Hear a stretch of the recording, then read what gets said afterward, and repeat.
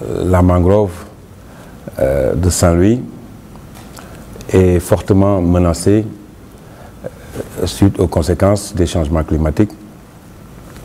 et il est impératif d'y faire face parce que c'est vital pour les populations, mais également les populations des 3 collectivités locales, les communes de Saint-Louis, de Gandon, de Gandiol, qui tous ensemble se sont mis ensemble pour faire face à cette lutte. Le programme est porté par le département de Saint-Louis, avec évidemment comme maître d'œuvre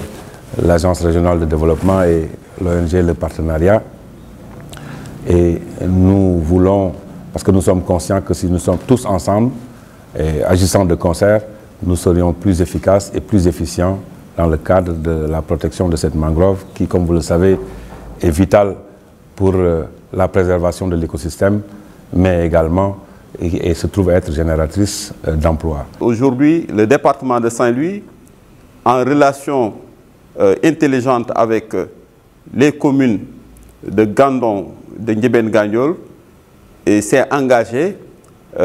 comme ça a été indiqué dans son plan de développement départemental, s'est engagé à être au devant des initiatives pour pouvoir créer un cadre de dialogue,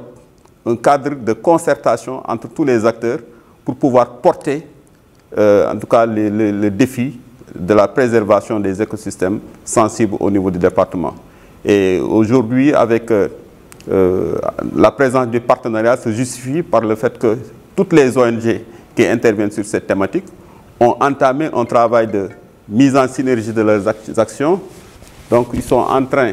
donc, de mutualiser leurs efforts donc, à travers un collectif des 5 deltas, sur les 5 deltas en tout cas en Afrique de l'Ouest. Et aujourd'hui nous sommes en train de coordonner notre action avec l'action de ces ONG-là pour que désormais que l'initiative territoriale soit portée par les acteurs pérennes, les acteurs des territoires, et que les ONG se positionnent comme acteurs qui accompagnent et qui appuient, en tout cas techniquement, scientifiquement et financièrement, donc, ces initiatives. Je voudrais ici souligner et remercier le département de Saint-Louis et les collectivités locales de Saint-Louis, la commune de Saint-Louis, la commune de Gandon, la commune de Gandiol, avec l'appui de l'ARD, parce qu'elles ont montré toute la prise de conscience qu'elles ont par rapport à ces menaces environnementales et toute la volonté qu'elles ont de vouloir préserver ces espaces dans une approche qui est en plus une approche intercommunale, donc une approche innovante qui s'inscrit dans le cadre de la décentralisation. Je voudrais ici les féliciter, les remercier et leur dire que nous allons continuer, bien sûr, de les accompagner dans la mise en œuvre du plan d'action qui est issu du cadre de concertation intercommunale qui a été proposé, parce qu'aujourd'hui, les initiatives sont nombreuses. Il existe de nombreux dispositifs de financement au niveau sous-régional, soutenus par l'Union européenne, par l'Agence française de développement, par le Fonds mondial pour l'environnement. Il y a de nombreux acteurs qui interviennent sur ces territoires. Et les collectivités,